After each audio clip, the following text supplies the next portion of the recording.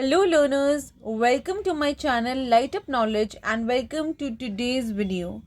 Today we will study from the basic to advanced of Litotes, which is a figure of speech. I have a separate playlist of figures of speech, literary movements and literary forms. That link will be provided in the description box. This video is very important for the perspective, and this playlist is also very important from the point of view of the students who are appearing for their net exams or any other government exam where they have English as their PGT TGT subjects and the high level English exams, even for the GATE English literature. So without any further ado or delay, let's jump right into the video. Let us talk about the origin of the word Litotes. So the word Litotes, it's not an origin from English language. So it is an origin from a Greek word Litotes, which means plain or meager. So now what does meager means? Means something that lacks in quality or quantity. Let us talk about the characteristics of Litotes, or we can say that its meaning too. Litotes is an ironic understatement in which an affirmative is expressed by the negative. Okay, so basically it is a literary device in which you ironically say an understatement. Understatement means something that you want to say, but you say it in a way that is very below average statement, and that average statement or below average statement is ironic in nature.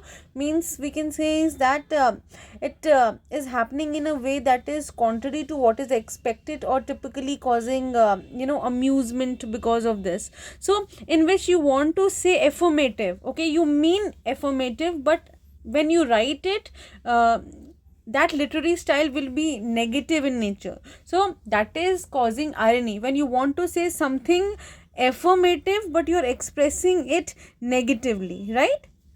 It is the exact opposite of hyperbole. So of course Litotes is an exact opposite to hyperbole, because in hyperbole we say something more than required, right? So here we say something less than really requires. For example, this cake is not bad. When you want to say this cake is not bad, you really are meaning that it is very good in taste. The next example is his conversation is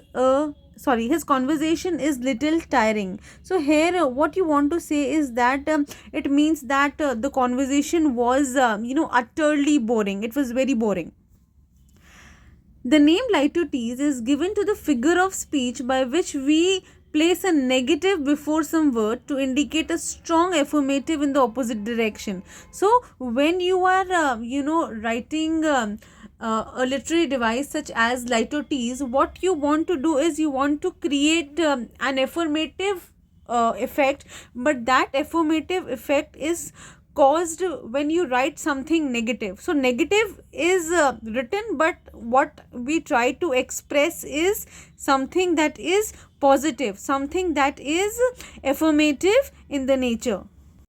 So students, let us talk about some examples of Litotes. So the first one for you is he is no dullard. So here when you pronounce this word dullard, R is silent, dullard. So dullard is a very stupid and a slow person. So here when the person remarks that he is no dullard, he actually means is that he is decidedly clever, right? So the next example is the man is no fool. The man is no fool. So here again with the same emphasis, the person is trying to comment that the person is not a fool, the person is instead very clever. The next example is I am a citizen of no mean city. No mean city here means that the person is not from a very small or a meager town. He is from a very famous city instead, right? That's what he is trying to convey here. The next and the last example is he is not the brightest man in the world. So here the person is not directly remarking that the person is stupid or unintelligent, but he is indirectly saying, and he means that he is not an intelligent person, right? Intelligent person. So that was all for today's video. I hope you found it useful, and if you did, please like, share and subscribe to my channel, and also share with your friends who share the same syllabus as you. Keep learning and keep growing.